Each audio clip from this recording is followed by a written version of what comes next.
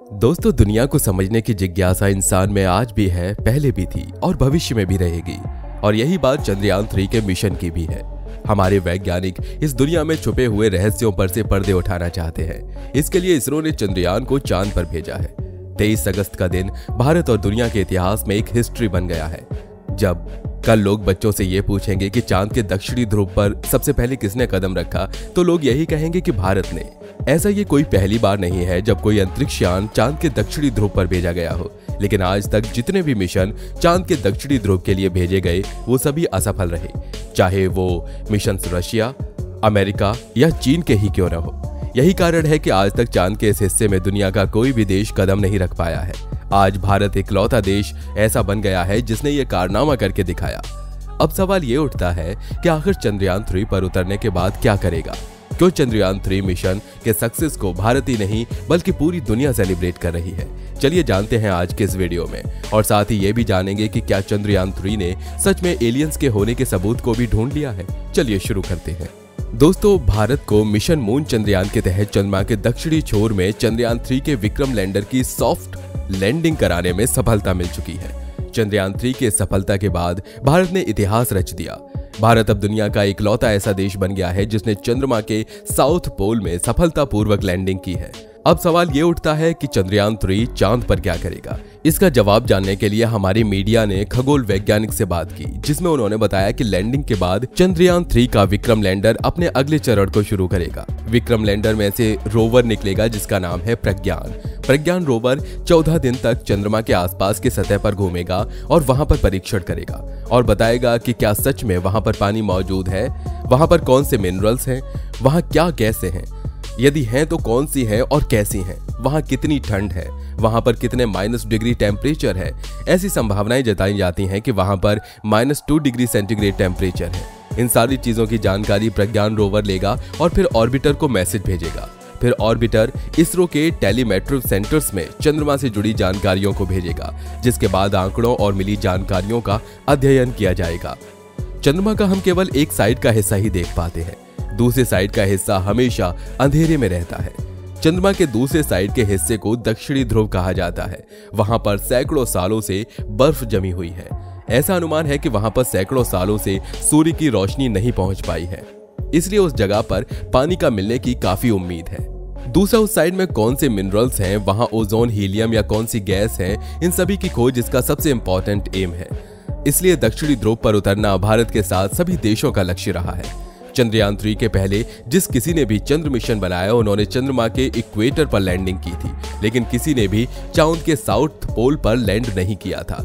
इसके लिए कई बार कोशिश भी हुई, लेकिन सभी असफल रहे। वैसे ही भारत का चंद्रयान 2 था, वो पूरी तरह सफल नहीं हो पाया था। उसका ऑर्बिटर अभी भी घूम रहा है, लेकिन चंद्रयान 2 ने चांद पर हार्ड लैंडिंग की थी। चंद्रयान 2 के असफलता से हमने सबक लिया और अब भारत पहला ऐसा देश है जिसने चंद्रमा के साउथ पोल पर सफलतापूर्वक लैंडिंग की है। चंद्रयान 3 के लैंडर का नाम विक्रम है और रोवर का नाम प्रज्ञान है। इसरो ने चांद के बारे में अधिक जानकारी लेने के उद्देश्य से मिशन मून चंद्रयान की शुरुआत की थी, जो पूरी तरह सफल रहा है। इसरो के चंद्रयान 3 ने LVM-3M4 रॉकेट के जरिए 14 जुलाई को दोपहर 2:35 पर श्रीहरिकोटा से उड़ान भरी थी। अपने 40 दिनों के चंद्रमा तक के सफर के दौरान चंद्रयान 3 ने कई चरणों को पूरा किया।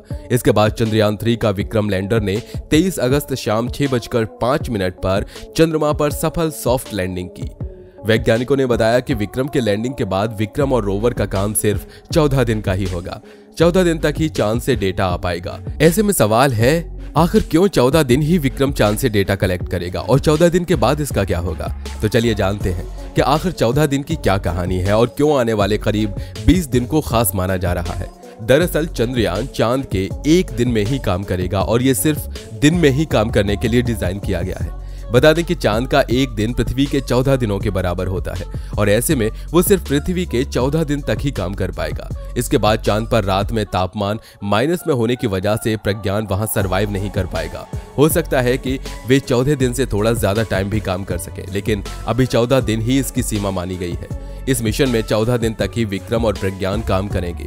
वैसे ये 14 दिन रोवर के लैंडर से बाहर निकलने के बाद से काउंट होंगे और इन दिनों के हिसाब से इसकी टाइमिंग वगैरह को सेट किया गया है।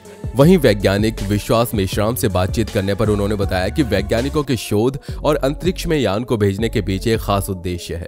पृथ्वी पर मानव अकेली ऐसी जाति है जो बुद्धिमान या होमो सेपियंस कहलाती है। क्या दूसरे ग्रहों पर भी ऐसे ही जीव पाए जाते हैं? क्या दूसरे ग्रह पर लोग रहते हैं या एलियन होते हैं? या पृथ्वी पर जीवन कैसे आया? ये एक बुनियादी सवाल है जिसकी खोज के लिए इस अभियान को शुरू किया गया।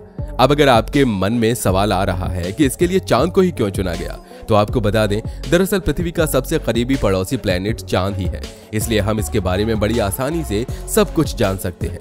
पिछले कुछ दशकों में दुनिया भर के देशों ने चांद पर बहुत से मिशन भेजे और उनके हाथ बहुत सी जानकारियां भी मिली हैं। वैज्ञानिक आज भी कहते हैं कि चांद पर एलियन रहते हैं और चांद कोई ग्रह नहीं है बल्कि ये एक यान है और इसको कहीं दूर से यहाँ लाया गया है। हालांकि इनके इस बात को भी बिल्कुल नहीं नकारा जा सकता, क्योंकि इस थियरी के पीछे भी एक लंबा इतिहास रहा है। 20 जुलाई 1969 वो तारीख है जब किसी इंसान ने चांद की सतह पर कदम रखा था। दरअसल इस तारीख को अमेरिकी अंतरिक्ष एजेंसी नासा का अपोलो मून मिशन चांद पर पहुंचने में सफल हुआ था, जो एक ह्यूमन मिशन था। इसके तहत पहली बार इंसान चांद पर पहुंचा। चांद पर पहुंचने वाले नील आर्मस्ट्रॉन्ग पहले अंतरिक्ष यात्री थे। उन्होंने ही चांद पर पहला कदम रखा था। इस मिशन के सफल होने के बाद अमेरिका ने चांद पर 5 अभियान भेजे, जिसमें आखिरी अभियान 1972 को भेजा गया। इसके बाद अमेरिका ने चांद पर इंसानों के भेजने के सिलसिला को रोक दिया। हालांकि 1972 के बाद भी चांद पर कई मिशन भेजे गए, लेकिन इस साल के बाद किसी देश ने चांद पर इंसान को नहीं भेजा। ये बात हैरान कर देने वाली है, क्योंकि टेक्नोलॉजी के बढ़ते इस युग में किसी भी देश ने चांद पर इंसान को भेजने की हिम्मत नहीं की, जबकि आज से 53-54 साल पहले इंसान को चांद पर भेजा गया था। दरअसल सबसे हैरान कर देने वाली बात यह है कि अपोलो 11 मिशन यानी चंद्रमा पर सबसे पहले इंसानों के पहुंचने की रिकॉर्डिंग गायब हो गई। इस रील्स में चांद पर घूमने तक से लेकर वापस आने और चांद के वीडियो शामिल थे, लेकिन इसके रॉ टेप्स गायब हो गए। इसके बाद माना गया कि चांद पर एलियन की मौजूदगी है। ऐसा माना जाता है कि गायब हुए टेप्स में कुछ ऐसा था जिससे चंद्रमा की सच्चाई के बारे में दुनिया को पता चल सकता था। यह भी कहा गया कि चंद्रमा पर शायद कुछ अलग था या वहां पर एलियंस रह रहे हो। यही नहीं, बात यह भी की गई कि चांद पर घूमने वाले अंतरिक्ष यात्रियों ने एलियंस से फाइट भी की थी, क्योंकि उस वक्त किसी भी चीज का लाइव टेलीकास्ट नहीं दिखाया जाता था, बल्कि रॉ फुटेज को एडिट करने के बाद दिखाया जाता था। इसलिए वो क्लिप किसी को नहीं दिखाई गई। ऐसा कहा जाता है कि अमेरिका ने असली टेप को छिपा दिया और जितना जरूरी था उतना ही दिखाया। थियरिस्ट का कहना है कि चंद्रमा के बहुत छोटे हिस्सों के बारे में हम पता लगा पाए हैं। सच में चांद भीतर से बहुत ही खोखला है और वहां पर गहरे गड्ढों में दूसरी सभ्यता निवास करती है।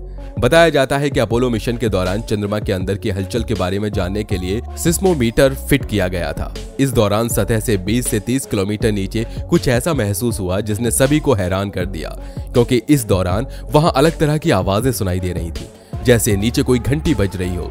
ऐसी आवाजें अक्सर खोखली या कम डेंसिटी वाले स्थानों पर आती हैं। इसलिए ये सवाल उठे कि आखिर चांद के खाली भाग में क्या हो सकता है, लेकिन आज तक इसके बारे में किसी को कोई जानकारी नहीं मिली। दोस्तों, इन सब के अलावा हमें चांद के बारे में बहुत कुछ पता भी है, और जो नहीं पता है उसी लिए चंद्रयान 3 मिशन लॉन्च किया गया है। अगर हमने चांद को समझ लिया तो हम बहुत सी चीजों को समझ लेंगे, जैसे कि यह ब्रह्मांड कैसे बना, कब बना और क्या सच में यहाँ एलियंस रहते हैं। हमें इन सारे सवालों का जवाब मिल सकता है। दोस्तों, चंद्रयान 3 की चंद्रमा पर सफल सॉफ्ट लैंडिंग पर पूरे देश ने जश्न मनाया है और पीएम मोदी सहित कई राजनेताओं ने भी इसरो टीम को इसके लिए बधाई दी। दोस्तों, आपका चंद्रयान 3 के बारे में क्या राय है, हमें कमेंट करके जरूर बताइए। और हाँ दोस्तों, वीडियो अगर पसंद आई हो तो वीडियो को लाइक करिए, साथ ही अपने दोस्तों के साथ शेयर करिए। और हाँ, अगर आप हमारे चैनल पर नए हैं तो नीचे दिए गए लाल बटन को दबाकर चैनल को सब्सक्राइब जरूर कर लीजिए।